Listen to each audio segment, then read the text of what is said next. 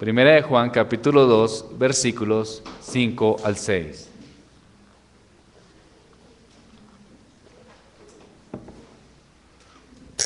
Conociendo la verdad, obedeciendo la verdad. Segunda parte. Como ustedes saben, nuestros sermones son expositivos.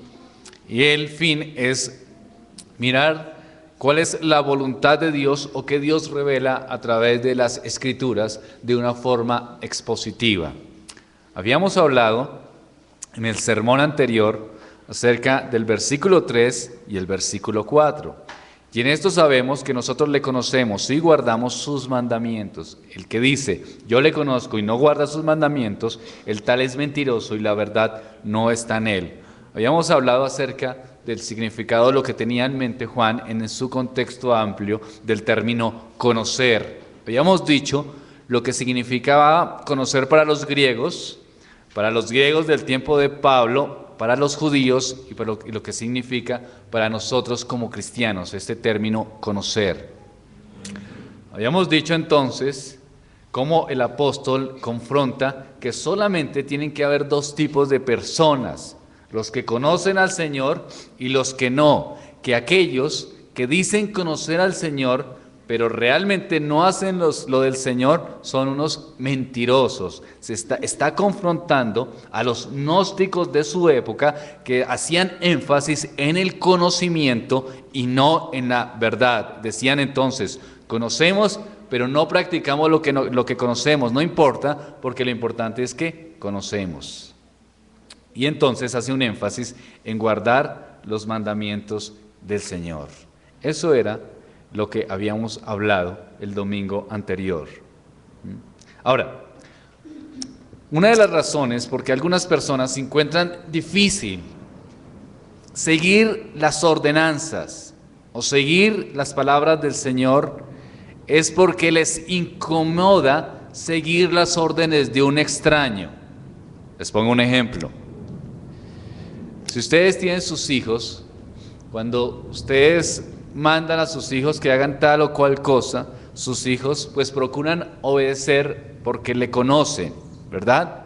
Pero si llega un extraño y le da órdenes a sus hijos, ¿cómo se sienten sus hijos frente a un extraño que va caminando en la calle y empieza a dar órdenes?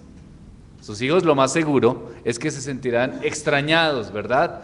Otro ejemplo, las personas en el trabajo. Todos tenemos de alguna manera un jefe inmediato, ¿no? Pero llega otra persona y nos da órdenes. Llega alguien de la calle o llega una persona ajena a la institución y le da órdenes. ¿Usted cómo se siente? Como raro, no le agrada, le incomoda, ¿verdad? Y no quiere someterse a las órdenes de una persona que usted no conoce ni que ha sido determinada como si fuese su jefe.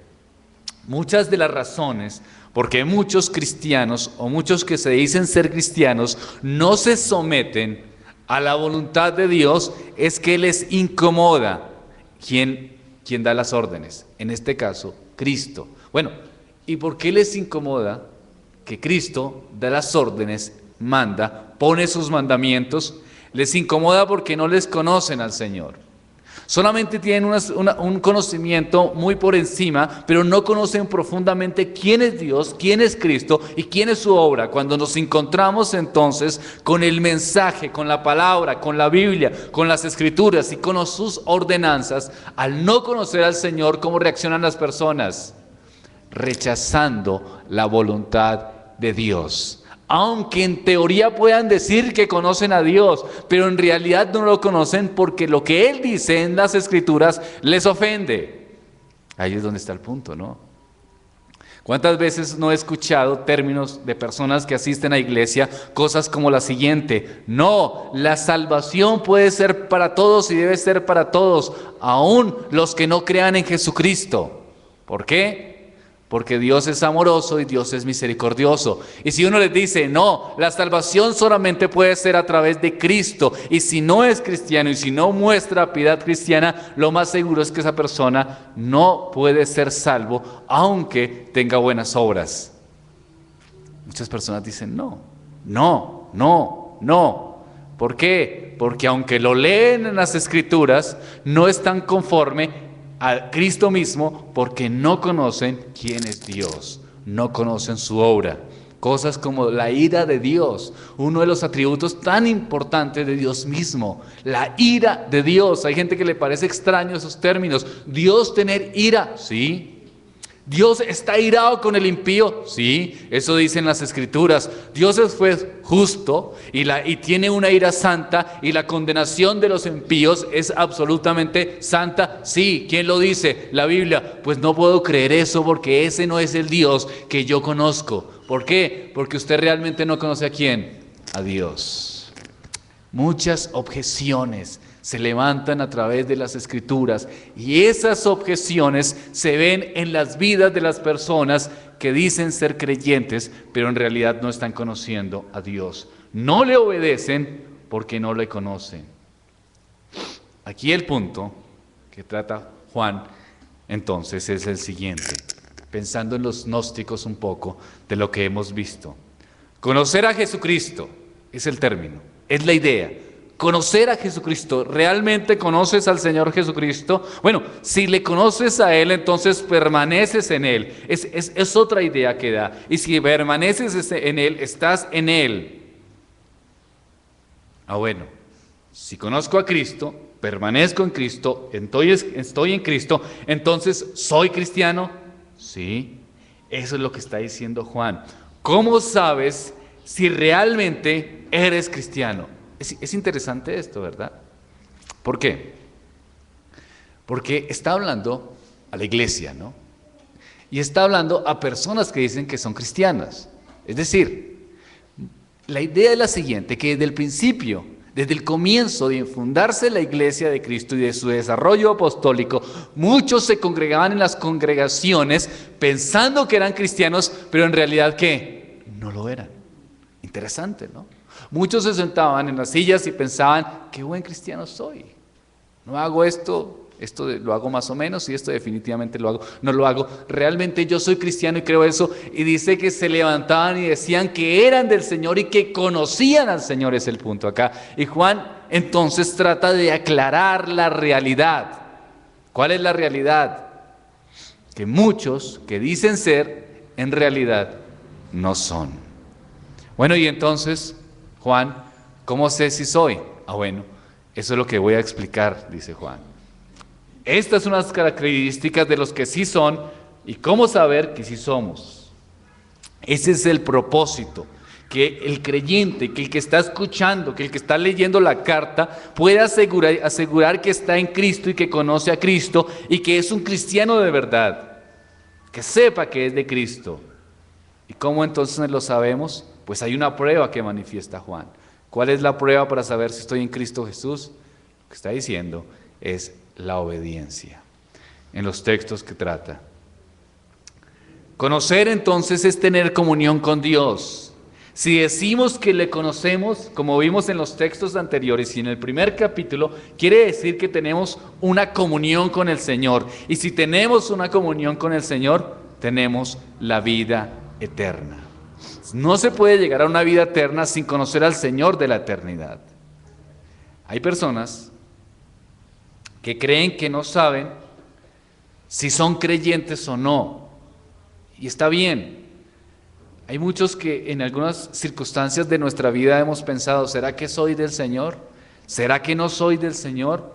Juan quiere aclararnos cómo saber si realmente somos del Señor. Porque el punto es el siguiente.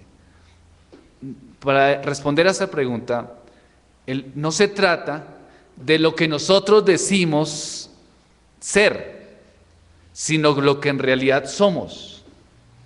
Mucha gente alardea de ser cristiana y de su cristianismo, y en algunos casos definitivamente no obedece al Señor que profesan conocer. O sea, lo más importante no es decir que somos salvos, sino lo que quiere mostrar Juan es que lo más importante es vivir como ¿qué? Como salvos.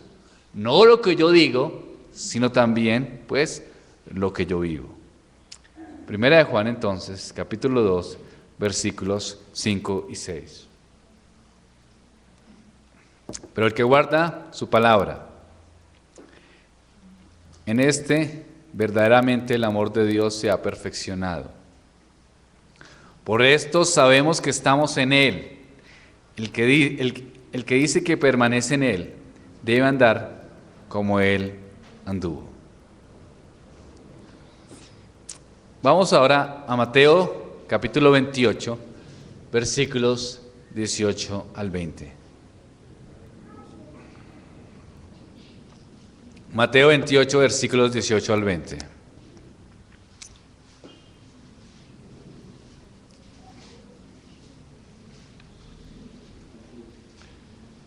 Y Jesús se acercó y les habló diciendo: Toda potestad me es dada en el cielo y en la tierra. Por tanto, aquí estamos hablando acerca de la gran comisión. Id y haced discípulos a todas las naciones, bautizándolos en el nombre del Padre, del Hijo y del Espíritu Santo, enseñándoles que guarden todas las cosas que os he mandado. Y he aquí yo estoy con vosotros todos los días hasta el fin del mundo. Amén. ¿Por qué para tratar este tema que dice Juan, pero el que guarda su palabra, en este verdaderamente el amor de Dios se ha perfeccionado? Quiero que analicemos la primera parte, pero el que guarda su palabra, y la relacionamos con la gran comisión. Jesús se acercó y les habló diciendo: Toda potestad me es dada en el cielo y en la tierra, por tanto, id, ¿y qué? Haced discípulos a todas las naciones, bautizándolos en el nombre del Padre, del Hijo y del Espíritu Santo, pero tiene otra característica. ¿Cuál es?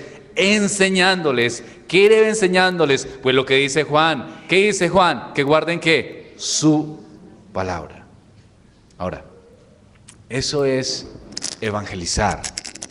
Queridos hermanos, hacer discípulos, o la gran comisión mejor, no es simplemente pasar tratados. Hay un entendimiento como que cuando voy a salir a evangelizar y como coger un megáfono y decir Cristo viene, o voy a ir a evangelizar y repartir tratados. Eso no necesariamente es evangelizar. Evangelizar es comunicar que la verdad, enseñar realmente lo que Cristo dijo para salvación y para que aquellos guarden todas las cosas, como dice el Señor Jesucristo, que Él nos ha mandado. Cristo no nos llamó a una proclamación artificial, nos mandó a un llamado serio y puntual. ¿Cuál es? ¿Llamar adeptos a una iglesia? ¿O llamar personas a una congregación? No. ¿Llamar qué? ¿O hacer qué? Discípulos. Discípulos es el punto acá. Y para ser discípulos tenemos que esforzarnos a enseñarles que lo que dijo Cristo, ¿con qué fin? Para que ellos guarden en su corazón todo lo que el Señor nos ha mandado. Ese es el fin.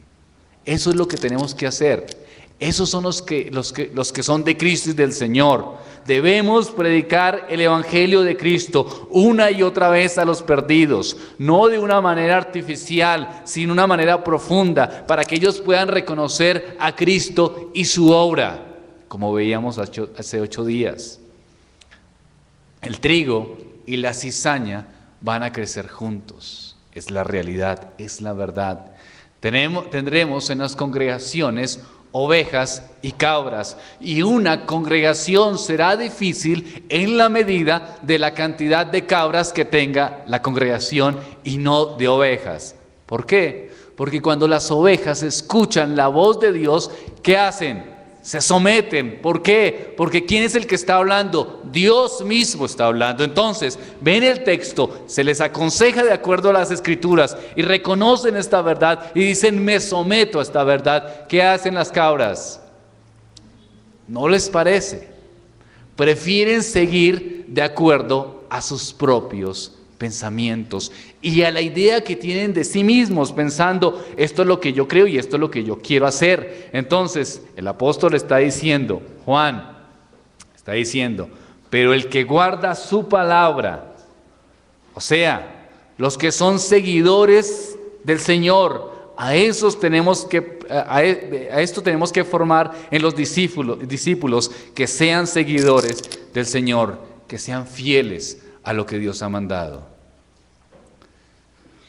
Cuando ustedes, queridos hermanos, se bautizaron, ese es el inicio. Pero ¿recuerdan qué pasó cuando se bautizaron? Dieron algunos unas palabras, ¿verdad? ¿Y cuáles eran esas palabras? Algunos decían, yo fui esto, pero ahora soy esto, y el Señor me ha cambiado. Y el bautismo era un compromiso público para que los demás reconociéramos que el que estaba siendo bautizado iba a seguir ¿a quién? A Cristo.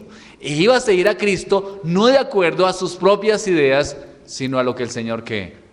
Manda, lo que el Señor dice, lo que el Señor nos está diciendo. Si una persona se bautiza pensando, yo voy a ser bautizado, estoy al frente, baja las aguas, pero sigue viviendo de acuerdo a sus propios preceptos, entonces está equivocado, está engañado, se engaña a sí mismo, porque el bautismo realmente lo que está diciendo es, estoy diciendo, yo me someto a la voluntad de Dios, a su voluntad, no a la nuestra. Una de las características sobresalientes de la epístola de Juan es el uso continuo que hace Juan y cómo lo contrasta frente a lo que es la verdad y la mentira. ¿Sí lo han notado? Los que están en la verdad y los que no están en la verdad. Los que están en la luz y los que están en las tinieblas.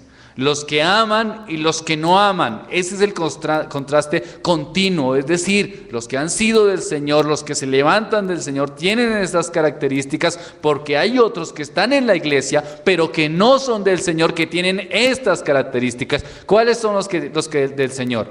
Pues los del Señor tienen la verdad. Los del Señor están en la luz. Los del Señor aman. Los que no son del Señor, pero están en las congregaciones, están en la mentira. Aunque digan que son cristianos, están en la mentira. Están en las tinieblas y su corazón está lleno de odio. Esta primera parte, él declara que los que están, pero el que guarda su palabra. Vamos a analizar aquí una situación. Guardar. ¿Qué es guardar? Guardar es como meter algo en un lugar, ¿verdad? En este caso, ¿a qué se refiere entonces? A que nos exponemos la palabra de Dios y ¿dónde la guardamos? En nuestros corazones. ¿Para qué la guardamos en nuestros corazones? Para que se haga práctica en nuestras vidas. La prueba de la obediencia entonces, o de que estamos en Cristo Jesús, es que guardamos su palabra, es decir, la atesoramos en nuestro corazón, creemos que esto es una verdad absoluta y la obedecemos. ¿Cómo sé entonces que soy creyente? ¿Cómo sé entonces que soy cristiano? Bueno, Juan lo dice. ¿Cómo? Cojo las escrituras, lo que estoy escuchando los domingos, mis lecturas diarias, mi relación con Dios constante, lo que escucho en un sermón, lo que veo en los himnos y lo guardo en mi corazón. Ese es el punto. ¿Cómo sé que soy del Señor? Pues porque me interesa lo que es de Dios y creo que esto es verdad y lo quiero atesorar y lo quiero guardar para mí y lo quiero vivir de la manera en que Dios dice que lo debo vivir. Y entonces lucho constantemente con mi orgullo, con mi soberbia y con lo que creo que debe ser y me someto a Dios, someto mi voluntad a la voluntad divina. Eso es un cristiano, querido hermano, que toma su voluntad y guarda, la mete por allá adentro y toma la voluntad de Dios y la coge. Es decir, se somete a la voluntad del Señor. Existe un tipo de vida, según lo que nos dice Juan, y es los que obedecen, estos que guardan la palabra del Señor, que atesoran, que le ven importancia, que es vida en sus corazones, estos son los salvos. Hay otros que no la guardan, hay otros que no la atesoran, pero que dicen que son creyentes, pero no les interesa la palabra del Señor. Estos no son salvos. Ahora, quiero aclarar lo siguiente. Juan no está hablando de niveles de obediencia. Es decir, Juan no está diciendo, Aquí vamos a hablar de que si obedecen o guardan la palabra del Señor, entonces son salvos. Pero vamos a ver qué nivel obedecen. A ver, creo que hay algunos que son nivel 5. Hay otros que son nivel 6. Hay otros que son nivel 8. Y hay otros que son nivel 10. Bueno, hermano Helbert, para ser nivel, digamos, 7, ¿qué tengo que hacer? Bueno, los de nivel 7 vienen temprano a culto. Bueno, y para ser nivel 8, bueno, no se duermen en el culto. Bueno, vamos por buen camino. Entonces, ¿qué nivel voy llegando para poder ser y para poder pasar? No es eso. Aquí no es el punto eso, de tratar de hacer ciertas cosas para alcanzar algún tipo de nivel. No es por pasar. Ese no es el punto. Es si somos, es si estamos. Es decir, si somos del Señor Jesucristo y si estamos en el Señor Jesucristo y cómo su palabra hace que le encontremos vida para someternos en ella. Es decir, su palabra, su ley, su voluntad para el creyente realmente tiene sentido. Ahora, hermano Helbert, pues está complicado porque yo peco. Bueno, sí. Pecamos. Pero como vimos anteriormente, ¿qué encontramos? Perdón. Y si encontramos perdón, entonces, ¿qué es? Gracia. Y entonces nos esforzamos de nuevo, ¿para qué? Para abandonar nuestro pecado. Lo que estamos diciendo es que no estamos sacando el pecado o tomando el pecado y ponerlo como una cosa mínima, sino que le estamos dando la seriedad que amerita, porque Dios lo dice en su palabra. El que no dice que es de Cristo y toma su pecado y dice que esos son simplemente debilidades de su carne, pero que realmente eso no afecta su relación y continúa viviendo en su condición pecaminosa. Entonces, el punto es, ¿eres obediente o no eres obediente? Somos conscientes de que si estamos en Cristo, debe ser las Escrituras una vida para nuestros corazones y tenemos que obedecerla. ¿Obedecemos lo que Dios exige? Ahora, no es una exigencia externa. Muchos tienen obediencia externa. ¿Quiénes, hermano Helbert? Muchos jóvenes de nuestra congregación y de nuestras congregaciones. Muchos niños, tal vez mis hijos allá sentados, tienen una obediencia externa. ¿Por qué? Porque les toca, ¿no? Les toca estar ahí. No han nacido de nuevo, pero les toca estar ahí. Entonces están pensando en una cantidad de circunstancias y una cantidad de cosas, pero están ahí. Y cualquiera puede decir, oiga, qué juiciosos son tus hijos, ¿no? Están sentados, son pequeños y están sentados escuchando el sermón. Sí. Pero es una obediencia que, si no han nacido de nuevo, es una obediencia que externa y no interna. A esto no es lo que se refiere Juan. Juan está hablando de que guardemos su palabra en el corazón, pero no solamente de una manera externa, sino de una manera interna. De una manera interna. Dios quiere, queridos hermanos, ver una voluntad dispuesta. Sigo con ejemplo de nuestros hijos o de nuestros niños. Muchos padres se sienten conformes con sus hijos cuando están sentados escuchando el sermón o cuando los escuchan en sus casas, cuando tienen sus momentos de reflexión bíblica, y eso es bueno. Pero cuando usted llega y dice, hijos, familia, vamos a estudiar en la casa las Escrituras. Y están allá en sus cosas, en el computador, el esposo, la esposa, la gente, los hijos. Y los hijos se levantan, ay, papá, mamá, a esta hora. Sí, vamos a estudiar las Escrituras un rato, vamos a reflexionar. Y vienen y se sientan en una actitud de obediencia, pero con una cara de tristeza, de amargura. ¿Usted cómo se siente? De pereza. ¿Cómo se siente usted? Bien y mal. Bien, ¿por qué? Porque obedecieron. En un sentido vinieron y se sentaron. Pero mal, ¿por qué? Porque la actitud no era correcta, ¿verdad? Pero usted llega, misma circunstancia, mismo momento. Hijos, Vamos a reflexionar en las Escrituras. Y se levantan por ahí sus hijos. ¡Qué bien, papá! ¡Qué bueno, mamá! ¡Qué lindo! Estuve esperando todo el día este momento. Quiero escuchar la voz de Dios. Quiero que me diga a mi corazón, tengo estos problemas y este momento es especial porque al escuchar las Escrituras, entonces encuentro esperanza para mi vida en el colegio, para mis situaciones, y vienen y se sientan alrededor de su padre, alrededor de las Escrituras, con los ojos muy abiertos, queriendo escuchar la voz de Dios. ¿Cómo se sienten?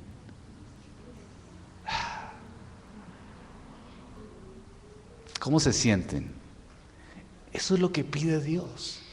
Es un tipo de obediencia donde nuestra voluntad está totalmente cautivada a la ley de Dios. Ese es el punto. Que usted en la mañana, cuando se levante y quiera venir a culto, tenga luchas. Qué difícil fue la semana. Pero que usted recuerde las Escrituras. Recuerde lo que Dios ha orado. Recuerde esa gracia permanente, ese poder de Dios. Recuerde de dónde lo sacó el Señor. Recuerde el poder de su gracia. Recuerde la ley de Dios y usted voluntariamente, con su voluntad santa, sometida, en gozo, venga a culto. Y quiera escuchar a Dios. Diferente, ¿verdad? Hermano, pero yo lucho tanto con eso. Yo también lucho con mi carne. ¿Qué hace usted, hermano? Bueno, recuerdo su gracia. ¿Quiénes éramos? Pecadores, perdidos, camino al infierno. ¿Y qué hace el Señor? Oró para salvación y todas esas cosas que vivimos en nuestro pasado. ¿Cuál fue el resultado? ¿Qué nos dio, querido hermano? Usted que le dio su vida de miseria y de mundanalidad. ¿Qué le dio? Tristeza, amargura, dolor. Eso fue lo único que usted recibió. ¿Y ahora qué recibe? Gracia. ¿Cómo así? O sea que recordar eso me da esperanza y gozo. Sí, ahora, ¿pero qué tiene que ver con la ley? Bueno, pues usted llega y mira su ley y se da cuenta que su ley es perfecta, porque usted antes lo que hizo fue romper su ley, es decir, desobedecer, y lo que recibió fue sufrimiento y angustia. Es decir, su ley es santa. Sus mandamientos son correctos, pero duele someterse a ellos. Sí, pero son reales y correctos, y es un deleite para el creyente. Ahí hay ansias, ¿verdad? Ahí sí puede usted tomar las Escrituras y leer porque encuentra esperanza. Ahí sí viene hacia el culto y se sienta y quiere encontrar la voz de Dios porque recuerda la miseria del pecado y la esperanza en Jesucristo. Es un deleite su voluntad. Eso es lo que está hablando Juan. El que guarde sus mandamientos, no de una forma externa. El que guarde sus mandamientos de una forma interna y profunda. Ahora, Dios quiere, queridos hermanos, que sus motivaciones sean las correctas. Dios no quiere simplemente sus actitudes externas, sino pide sus corazones, no su mero actuar. Ahora, unas preguntas para nosotros esta mañana, que sería buena que las reevaluemos. ¿Por qué usted viene a culto hoy? ¿Por qué viene a culto? ¿Cuál es su motivación para venir al culto?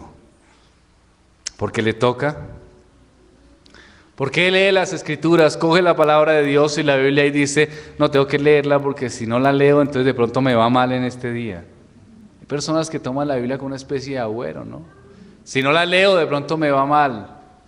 O hay personas que le dicen a sus hijos, lea la Biblia porque si no le puede pasar algo hoy. ¿Por qué lee la Biblia? ¿Cuál es su motivación? Dios está pidiendo las motivaciones correctas en nuestro corazón. No solamente cosas externas, sino profundas, sino reales. ¿Por qué haces el servicio que haces en la congregación?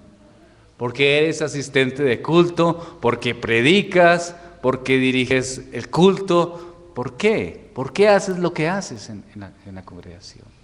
¿Cuál es la intención que hay en tu corazón? ¿Cuál es la motivación de tu corazón? Tienes que darte cuenta cuál es la motivación real de ello. Si predicas y no recibes aceptación de tu predicación, aunque tu predicación ha sido bíblica, y no recibes aceptación de tu predicación y te amargas por eso, entonces tal vez la motivación no es la correcta.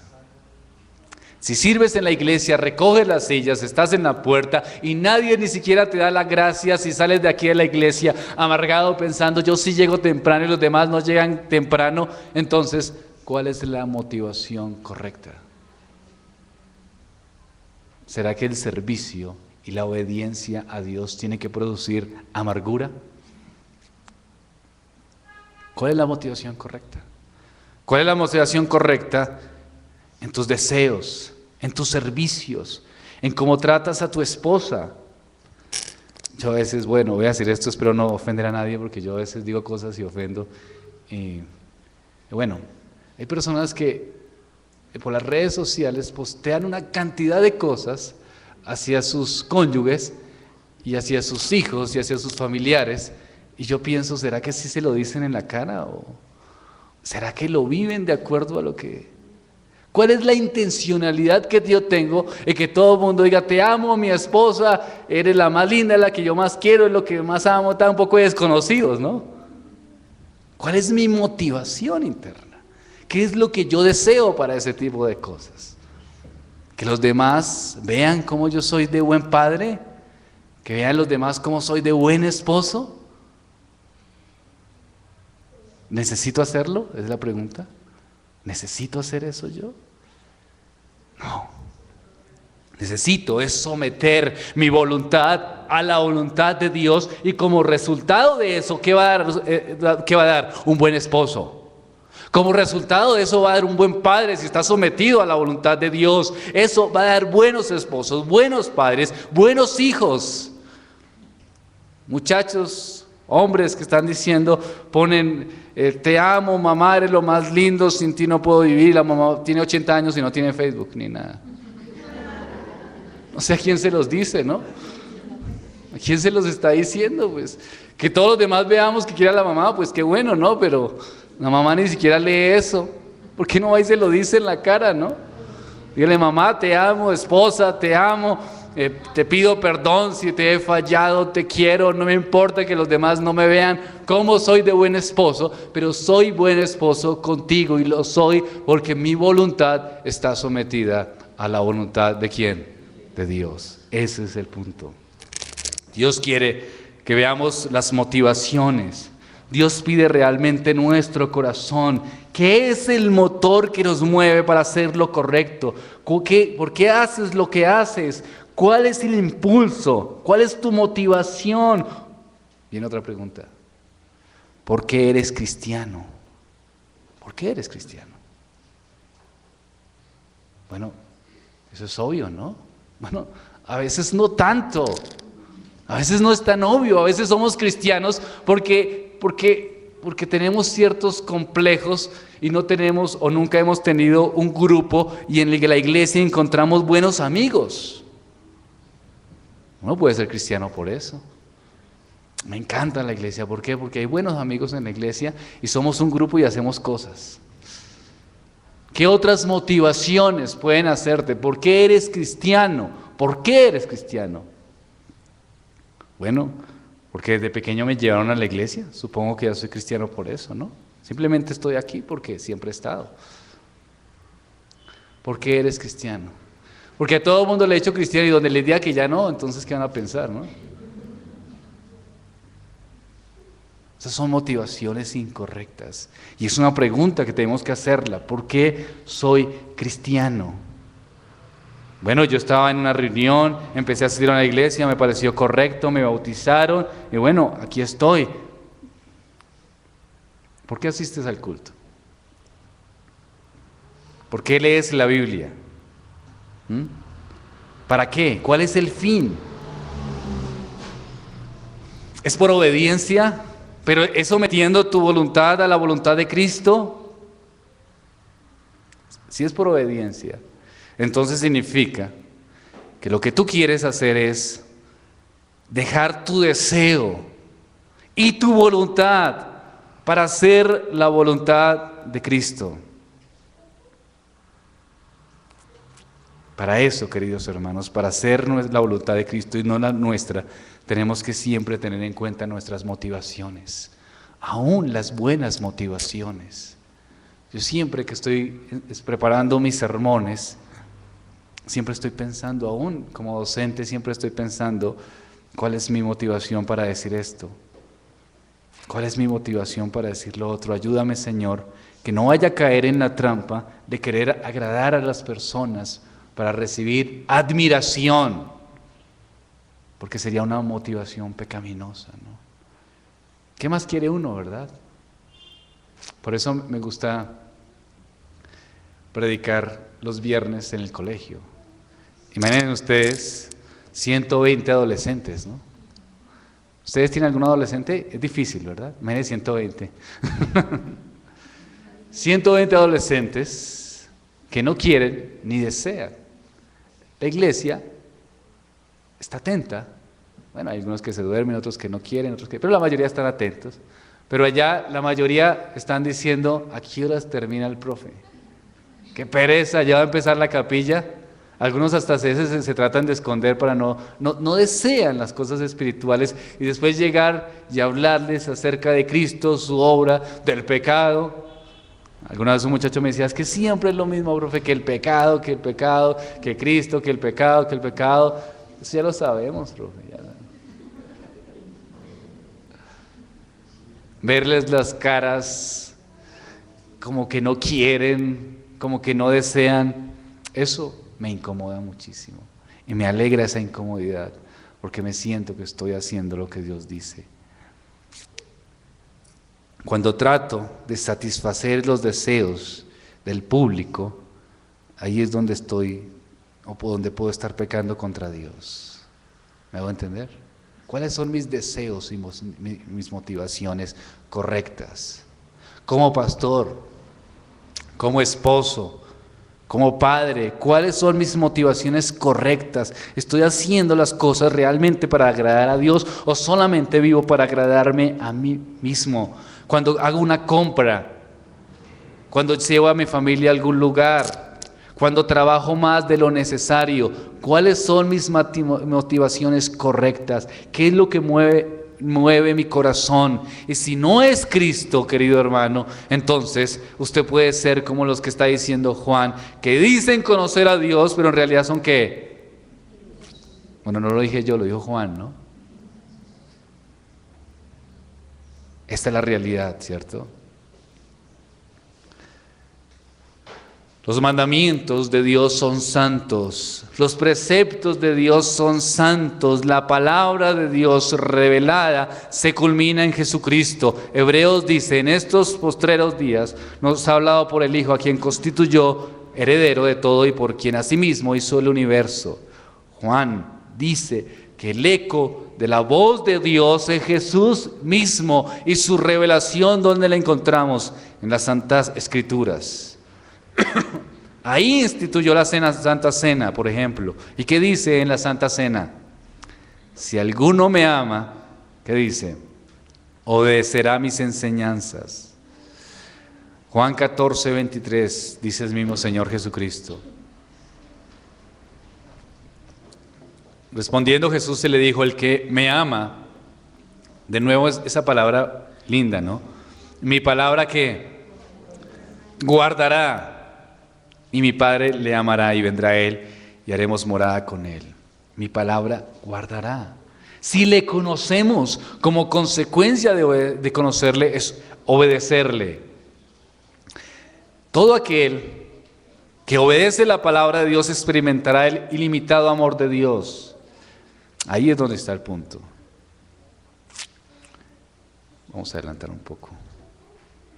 Ahora, dice el Señor, sus escrituras, en el versículo 5 de 1 de Juan, pero el que guarda su palabra, en él está verdaderamente el amor de Dios. ¿Cuál será el significado de la frase el amor de Dios? El amor de Dios por el hombre, el amor de Dios hacia el hombre, o el hombre cómo ama a Dios. Bueno, ahí se manejan ciertas interpretaciones con relación a esto, pero lo que sí es claro, o a lo que se refiere en el contexto amplio, es que el apóstol Juan lo que está diciendo entonces es que el que obedece sus mandamientos, en este hay un amor sobrenatural. Como se hablaba el amor, el hermano Rodolfo esta mañana sobre el amor. Es un llamado eficaz para salvación. Es decir, el que guarda los mandamientos del Señor es salvo porque el amor de Dios está en él y lo va perfeccionando. ¿Y cómo se da ese amor de Dios? Pues ese amor de Dios es por su llamado electivo en el corazón del incrédulo, que hace que su corazón sea cambiado y ahora ame las cosas que no amaba antes. Amamos a Dios. Y es una lección que va haciendo constantemente. Voy a leer algunos textos. Éxodo 26 dice, y hago misericordia a millares, y a los que me aman y guardan mis mandamientos. Deuteronomio 7:9 dice, conoce pues que Jehová tu Dios es Dios, Dios fiel, que guarda el pacto y la misericordia a los que le aman y guardan sus mandamientos. Entonces, yo no vengo a la iglesia porque me toca venir. Yo no hago los devocionales privados porque me toque. Yo no leo la Biblia para alardear la cantidad de conocimiento. Yo no oro para que todos vean la cantidad de tiempo que oro. Yo no trato, queridos hermanos, de criar a mis hijos en el Evangelio de Cristo para que ustedes sientan que soy un pastor que sus hijos son cristianos. No. Lo hago porque amo al Señor. No trato de mortificar mi pecado, como nos explicaba también un poco el hermano Franklin, por las motivaciones externas, sino por la motivación internas. Yo peco, queridos hermanos, y lucho constantemente con mi pecado, pero lo que hace que pueda mantener o pueda luchar contra ese es el amor al Señor. Salmo 119, versículo 32. Me encanta este salmo. 119, 32. Lindo. Por el camino de tus mandamientos correré. Interesante, ¿verdad? Por el camino de tus mandamientos correré. Si la pasamos, la mayor parte del tiempo es evitar los mandamientos de Dios, pero dice el salmista, por el camino de tus mandamientos correré. Bueno, pero aquí está la maravillosa cosa de su gloria y del significado de su amor. Escuchen, ¿cuándo qué? Ensanches mi corazón. Ensancha mi corazón, Señor. Hazlo más grande para que pueda amarte más. Y si te amo más, te puedo obedecer mejor. Un corazón que ama al Señor es un corazón que desea obedecerlo. Dice el salmista, correré, Señor, tu voluntad es grata, tus mandamientos son buenos, tus mandamientos son serios y santos, Señor. Haz un corazón grande, ensancha para que mi corazón te ame más. Quiero agradar a Dios porque te amo. Bueno, en el amor siempre se interponen cosas, ¿no? En las películas siempre vemos las parejas, en las novelas que se aman y siempre hay situaciones. Bueno, en esta historia de amor con el pecador, también hay alguien que se interpone y es el pecado. Sí, es verdad, ¿no? Deseamos amar a Dios, pero por momentos caemos en pecado. Entonces, ¿qué hacemos? Pues tenemos que recordar el versículo 1 y 2, de nuevo venir a Cristo. Señor, entiendo que tu amor es grande y misericordioso y tu amor es perdonador. Señor, necesito que me ayudes, necesito glorificar tu nombre. Tú eres mi deseo. Dios nos restaura, nos levanta. Me interesa lo que Dios está diciendo a nuestros corazones. Nuestros deseos, nuestros comportamientos empiezan a enfocarse en la voluntad de Dios. Aunque tenemos debilidad, encontramos esperanza en su gracia y empezamos a vencer el pecado. Sí hay esperanza, sí podemos vencer el pecado, porque Dios dijo que nos haría libres, y a medida que entendamos el amor de Dios o amemos a nuestro Dios, entonces le conoceremos y en ese conocimiento seremos libres. Pero tienen que tener los ojos abiertos, queridos hermanos. ¿Cómo está el manejo de sus finanzas? ¿Cómo está la envidia en sus corazones? Cuidado con sentirse bien y en las áreas que son comunes. Por ejemplo, yo me siento bien porque no soy tacaño. Pero tengo otros problemas, entonces, pero no soy tacaño, entonces ya no tengo ese problema. Y no trabajamos las otras áreas de nuestra vida. El que trabaja unas áreas y se siente conforme con esas áreas y no con las otras, porque las otras no son tan escandalosas, está pecando. La obediencia, queridos hermanos, es completa. La obediencia que Dios nos pide es completa. Y termina, versículos 5 y 6. Por eso sabemos que estamos en Él, por todo lo que hemos hablado. El que dice que permanece en Él, ¿cómo debe andar? ¿Por qué Juan dice eso, cierto? Me hubiera gustado que Juan pusiese uno de los grandes héroes. Tenemos grandes héroes en las Escrituras. Se hubiera puesto, si sabemos que estamos en Él, y el que permanece en Él anda como anduvo Abraham. Abraham cometió ciertos pecados, ¿cierto? Si anda como anduvo David, como más fácil la cosa, ¿no? Pero es que el Señor Juan no pone a ninguno de los héroes de las Escrituras, sino ¿quién coloca? A Cristo. A Cristo. ¿Cómo sabemos que están para concluir, cómo sabemos que estamos en Él?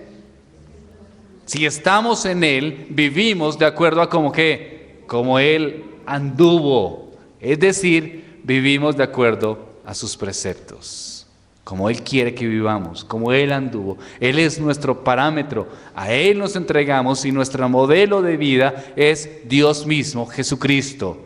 Esa es entonces la realidad del creyente. Queridos hermanos, es importante que siempre reflexiones en lo que eres como cristiano. Esta es la invitación de Juan, que reflexiones en tus motivaciones y que recuerdes que la obediencia es una señal de conversión, pero no una obediencia moralista, sino una obediencia real y bíblica, una obediencia a su palabra y a su verdad. Oremos al Señor.